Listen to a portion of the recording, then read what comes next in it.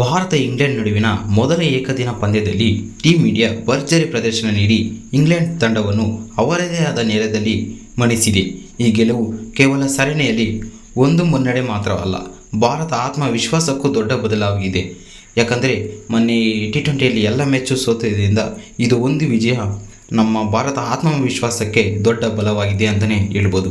ಈ ಪಂದ್ಯದಲ್ಲಿ ಯಾರ್ಯಾರು ಹೀರೋ ಆಗಿದ್ದರು, ಭಾರತದ ಗೆಲುವಿನ ಟರ್ನಿಂಗ್ ಪಾಯಿಂಟ್ ಯಾವುದು, ಯಾವ ಆಟಗಾರರು ಅತ್ಯುತ್ತಮ ಪ್ರದರ್ಶನ ನೀಡಿದರು, ಎಲ್ಲವನ್ನು ಈ ವಿಡಿಯೋದಲ್ಲಿ ಡೀಟೇಲಾಗಿ ಮಾತಾಡ್ಕೊಂಡು ಹೋಗೋಣ. ಅದಕ್ಕಿಂತ ಮೊದಲು ನೀವು ಯಾರಾದರೂ ನಮ್ಮ ಚಾನಲನ್ನು ಹೊಸಬರು ನೋಡ್ತಾ ಇದ್ದರೆ ತಕ್ಷಣ ಸಬ್ಸ್ಕ್ರೈಬ್ ಮಾಡಿಕೊಳ್ಳಿ ಫ್ರೆಂಡ್ಸ್. ಸ್ನೇಹಿತರೆ, ಮೊದಲ ಇನ್ನಿಂಗ್ಸ್ ಇಂಗ್ಲೆಂಡ್ ಬ್ಯಾಟಿಂಗ್. ಟಾಸ್ ಗೆದ್ದ ಇಂಗ್ಲೆಂಡ್ ಮೊದಲು ಬ್ಯಾಟಿಂಗ್ ಆಯ್ಕೆ ಮಾಡಿಕೊಂಡಿತು. ಆರಂಭದಲ್ಲಿ ಇಂಗ್ಲೆಂಡ್ ಉತ್ತಮ ಆರಂಭ ಮಾಡಿತು. ಆರಂಭಿಕ ಬ್ಯಾಟರ್ಗಳು ಭಾರತಕ್ಕೆ ಒತ್ತಡ ತಂದರು, ಆದರೆ ಭಾರತ ಬೌಲರ್ಗಳ ತಾಳ್ಮೆ ಕಳೆದುಕೊಳ್ಳಲಿಲ್ಲ.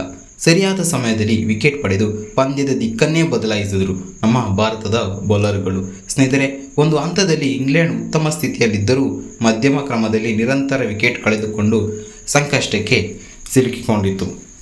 ಆದರೆ ಅನುಭವಿ ಜೋ ರೂಟ್ ಹಾಗೂ ಲಿಯಾಮ್ ಡ್ಯಾನ್ಸನ್ ಜವಾಬ್ದಾರಿಯುತ ಬ್ಯಾಟಿಂಗ್ ಮಾಡಿ ತಂಡವನ್ನು ಸ್ಪರ್ಧಾತ್ಮಕ ಮೊತ್ತದಕ್ಕೆ ಕೊಂಡೊಯ್ದರು.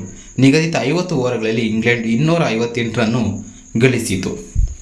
ಸ್ನೇಹಿತರೆ, ನಾವು ಭಾರತ ಬೌಲಿಂಗ್ ಪ್ರದರ್ಶನ ಬಗ್ಗೆ ಮಾತಾಡ್ಕೊಳ್ಳೋಣ. ಭಾರತ ಬೌಲಿಂಗ್ ಈ ಪಂದ್ಯದ ಪ್ರಮುಖ ಆಕರ್ಷಣೆಯಾಗಿತ್ತು ಅಂತಲೇ ಹೇಳ್ಬೋದು. ವಿಕೆಟ್ಗಾಗಿ ಕಾಯದೆ ಸರಿಯಾದ ಲೈನ್ ಮತ್ತು ಲೆಂಗ್ತನ್ನು ಬೌಲಿಂಗ್ ಮಾಡಿ ಇಂಗ್ಲೆಂಡ್ ಬ್ಯಾಟರ್ಗಳ ಮೇಲೆ ನಿರಂತರ ಒತ್ತಡ ಒತ್ತಡಕ್ಕಾಗ್ತಾನೆ ಇದ್ರು. ಮಧ್ಯ ಓವರ್ಗಳಲ್ಲಿ ಭಾರತ ಪಡೆದ ವಿಕೆಟ್ಗಳೇ ಪಂದ್ಯದ ದೊಡ್ಡ ಟರ್ನಿಂಗ್ ಪಾಯಿಂಟ್ ಸಮೇತ.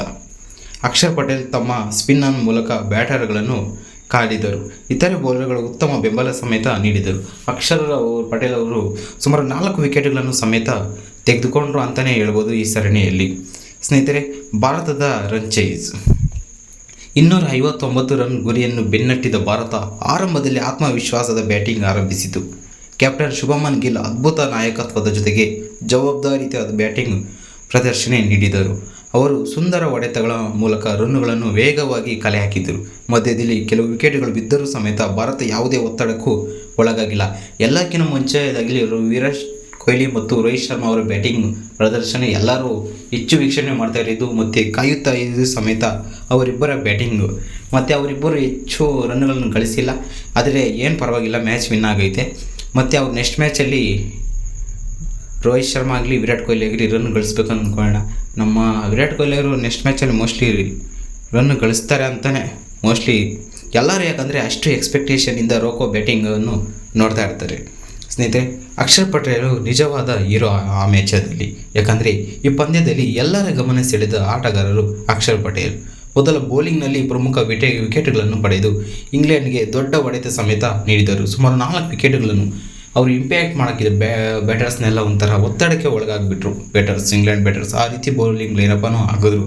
ನಂತರ ಬ್ಯಾಟಿಂಗ್ನಲ್ಲೂ ಅಜೇಯ ಅರ್ಧಶತಕ ಬಾರಿಸಿ ತಂಡವನ್ನು ಗೆಲುವಿನತ್ತ ಮುನ್ನಡೆಸಿದರು. ವಿಕೆಟ್ಗಳು ಬೀಳ್ತಾ ಇದ್ರೂ ಸಮೇತ ಅವರು ನಿರಂತರ ನಿಂತ್ಕೊಂಡು ಬ್ಯಾಟಿಂಗಲ್ಲಿ ಸಮೇತ ಬಾರಿಸಿ ತಂಡವನ್ನು ಗೆಲುವಿನತ್ತ ಅವರೇ ಕರ್ಕೊಂಡು ಹೋಗ್ತಾನೆ ಅಂತಲೇ ಹೇಳ್ಬೋದು. ಇನ್ನು ಒಬ್ಬ ಆಲ್ರೌಂಡರ್ ತಂಡಕ್ಕೆ ಎಷ್ಟು ಮುಖ್ಯ ಎಂಬುದನ್ನು ಅವರು ಮತ್ತೊಮ್ಮೆ ಪ್ರೂವ್ ಮಾಡಿದ್ರು. ಎಷ್ಟು ಮುಖ್ಯ ನೋಡ್ರಿ ಆಲ್ರೌಂಡರ್ ಅಂದರೆ. ಬೌಲಿಂಗಲ್ಲಿ ಸಮೇತ ವಿಕೆಟ್ಗಳು ತಗೊಂಡ್ರು ಮತ್ತು ಬ್ಯಾಟಿಂಗಲ್ಲಿ ಸಮೇತ ನಿಂತ್ಕೊಂಡು 50 ರನ್ನು ಸಮೇತ ಹೊಡೆದರು. ಅದಕ್ಕಾಗಿ ಅವರು ಪ್ರದೇಶಿಷ್ಟ ಪ್ರಶಸ್ತಿ ಸಮೇತ ಅವರಿಗೆ ಲಭಿಸಿತ್ತು. ಇನ್ನೊಬ್ಬರು ಅಂದರೆ ವಾಷಿಂಗ್ಟನ್ ಸುಂದರ್, ಅದ್ಭುತವಾದ ಬೆಂಬಲ. ಅಕ್ಷರ್ ಜೊತೆಗೆ ವಾಷಿಂಗ್ಟನ್ ಸುಂದರ್ ಅವರು ಕೂಡ ಜವಾಬ್ದಾರಿಯುತ ಬ್ಯಾಟಿಂಗ್ ಮಾಡಿದರು. ಅವರು ಶಾಂತ ಆಟಕ್ಕೆ ಭಾರತಕ್ಕೆ ಯಾವುದೇ ಆತಂಕವಿಲ್ಲದೆ ಗುರಿ ತಲುಪಲು ನೆರವಾಯಿತು. ಇಬ್ಬರು ಎಲ್ಲ ವಿಕೆಟ್ಗಳು ಬೀಳೋ ಟೈಮಲ್ಲಿ ಅಕ್ಷರ್ ಪಟೇಲು ಮತ್ತು ವಾಷಿಂಗ್ಟನ್ ಸುಂದರ್ ಅವರಿಬ್ಬರು ನಿಂತ್ಕೊಂಡು ಸ್ಟ್ಯಾಂಡ್ ಮಾಡಿ ನಿಂತ್ಕೊಂಡು ಪಿಚ್ ಕಂಡೀಷನ್ ಅರ್ಥ ಮಾಡಿಕೊಂಡು ಬೌಲರ್ಗಳನ್ನ ವಿಕೆಟ್ಸ್ ನೋಡಿಕೊಂಡು ಒಂಥರ ನಿಂತ್ಕೊಂಡು ಆಡಿದ್ರು. ಟೈಮ್ ಸ್ಪೆಂಡ್ ಮಾಡಿ ಅವರೇ ರನ್ನುಗಳನ್ನ ಇಬ್ಬರು ಸೇರಿ ಗಳಿಸಿರೋ ಅಂತಲೇ ಹೇಳ್ಬೋದು. ಅವರಿಬ್ಬರ ಪಾರ್ಟ್ನರ್ಶಿಪ್ಪು ಸಮೇತ ಭಾರತಕ್ಕೆ ಎಷ್ಟು ಅನುಗುಣವಾಯಿತು ಮತ್ತು ಆ ರನ್ ಚೇಸ್ ಮಾಡಲು ಇನ್ನೂ ಅನುಕೂಲಕವಾಗಿ ಸಾಗಿತು. ಇಬ್ಬರ ನಡುವೆ ಜೊತೆಯಾಟವೇ ಪಂದ್ಯವನ್ನು ಭಾರತದ ಪರ ಸಮೇತ ಮಾಡಿತು ಅಂತಲೇ ಹೇಳ್ಬೋದು. ಅವರಿಬ್ಬರು ಪಾರ್ಟ್ನರ್ಶಿಪ್ಪೇ ನಮ್ಮ ಭಾರತ ವಿನ್ ಆಗಿದ್ದು ಅಂತಲೇ ಹೇಳ್ಬೋದು. ಇನ್ನು ಶುಭಮನ್ ಗಿಲ್ ನಾಯಕತ್ವ ನೋಡೋದಾದರೆ ಈ ಪಂದ್ಯದಲ್ಲಿ ಶುಭಮನ್ ಗಿಲ್ ನಾಯಕನಾಗಿ ಎಲ್ಲರ ಮೆಚ್ಚುಗೆ ಪಡೆದರು. ಸರಿಯಾದ ಸಮಯದಲ್ಲಿ ಬೌಲರ್ಗಳ ಬಳಕೆ, ಉತ್ತಮ ಫೀಲ್ಡಿಂಗ್, ಸ್ಟೇಟಿಂಗ್ ಹಾಗೂ ಬ್ಯಾಟಿಂಗ್ನಲ್ಲಿ ಸಮೇತ ಉತ್ತಮ ಇನ್ನಿಂಗ್ಸ್ ಆಡಿ ನಾಯಕತ್ವದ ಸಾಮರ್ಥ್ಯ ಸಮೇತ ತೋರಿದರು ಅಂತಲೇ ಹೇಳ್ಬೋದು. ಅವರ ಆಟ ಅಭಿಮಾನಿಗಳ ವಿಶ್ವಾಸವನ್ನು ಮತ್ತಷ್ಟು ಹೆಚ್ಚಿತು ಅಂತಲೇ ಹೇಳ್ಬೋದು. ಆ ರೀತಿ ಬ್ಯಾಟಿಂಗ್ ಆಗಲಿ, ಫೀಲ್ಡಿಂಗ್ ಸ್ಟೇಟ್ ಮಾಡೋದಾಗಲಿ, ಬೌಲರ್ಗಳನ್ನ ಚೇಂಜ್ ಮಾಡೋದಾಗಲಿ ಒಳ್ಳೆ ಕ್ಯಾಪ್ಟನ್ಸಿ ಮಾಡ್ರು ಅಂತಲೇ ಹೇಳ್ಬೋದು. ಮತ್ತು ಪಂದ್ಯದ ಟರ್ನಿಂಗ್ ಪಾಯಿಂಟ್ ನೋಡೋಣ. ಈ ಪಂದ್ಯದಲ್ಲಿ 3 ಪ್ರಮುಖ ಟರ್ನಿಂಗ್ ಪಾಯಿಂಟ್ಗಳಿದ್ದವು. ಮೊದಲನೆಯದು, ಮಧ್ಯಮ ಓವರ್ಗಳಲ್ಲಿ ಭಾರತದ ಬೌಲರ್ಗಳು ನಿರಂತರ ವಿಕೆಟ್ ಪಡೆದವು. ಎರಡನೇದು, ಅಕ್ಷರ್ ಪಟೇಲ್ ಅವರ ಆಲ್ರೌಂಡರ್ ಪ್ರದರ್ಶನ. ಇನ್ನು ಮೂರನೆಯದು, ಅಕ್ಷರ್ ಮತ್ತು ವಾಷಿಂಗ್ಟನ್ ಸುಂದರ್ ನಡುವಿನ ಶಾಂತ ಹಾಗೂ ಜವಾಬ್ದಾರಿಯ ಜೊತೆಯಾಟ ಅಂತಲೇ ಹೇಳ್ಬೋದು. ಈ 3 ಅಂಶಗಳೇ ಭಾರತ ಗೆಲುವಿನ ಪ್ರಮುಖ ಕಾರಣ ಅಂತಲೇ ನಾವು ಹೇಳ್ಬೋದು. ಇನ್ನು ಗೆಲುವಿನ ಮಹತ್ವ, ಇದು ಕೇವಲ ಒಂದು ಪಂದ್ಯ ಗೆದ್ದಿದ್ದು ಮಾತ್ರ ಅಲ್ಲ.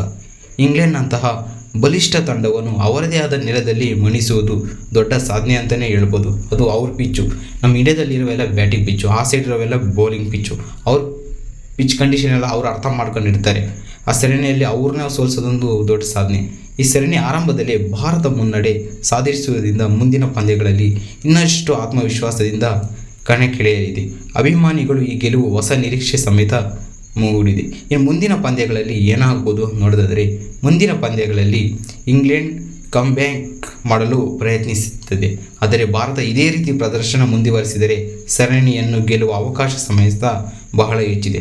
ಭಾರತ ಬ್ಯಾಟಿಂಗ್, ಬೌಲಿಂಗ್ ಮತ್ತು ಫೀಲ್ಡಿಂಗ್ 3 ವಿಭಾಗಗಳಲ್ಲಿ ಸಮತೋಲನ ಸಮೇತ ಕಂಡುಬರ್ತಿದೆ. ಇದೇ ರೀತಿ ಫಾರ್ಮ್ ಆಗಿ ಬಂದರೆ ನಮ್ಮ ಭಾರತ ನೆಕ್ಸ್ಟ್ ಮ್ಯಾಚು ಗೆಲ್ಬೋದು, ಮುಂದೆ ಎಲ್ಲ ಪಂದ್ಯಗಳಲ್ಲಿ ಗೆಲ್ಬೋದು ಅಂತಲೇ ಹೇಳ್ಬೋದು. ಸ್ನೇಹಿತರೆ, ಮೊದಲು ಏಕದಿನ ಪಂದ್ಯದಲ್ಲಿ ಭಾರತ ಈ ಭರ್ಜರಿ ಗೆಲುವಿನ ಬಗ್ಗೆ ನಿಮ್ಮ ಅಭಿಪ್ರಾಯವೇನು? ಈ ಪಂದ್ಯ ನಿಮ್ಮ ಪ್ರಕಾರ ಮ್ಯಾನ್ ಆಫ್ ದ ಮ್ಯಾಚ್ ಯಾರು ಎಂಬುದನ್ನು ಕಮೆಂಟ್ ರೂಪದಲ್ಲಿ ತಿಳಿಸು. ಮತ್ತು ನಮ್ಮ ಚಾನಲನ್ನು ನೀವು ಯಾರಾದರೂ ಹೊಸಬು ನೋಡ್ತಾ ಇದ್ದರೆ ತಕ್ಷಣವೇ ಸಬ್ಸ್ಕ್ರೈಬ್ ಮಾಡ್ಕೊಳ್ಳಿ ಫ್ರೆಂಡ್ಸ್. Thank you.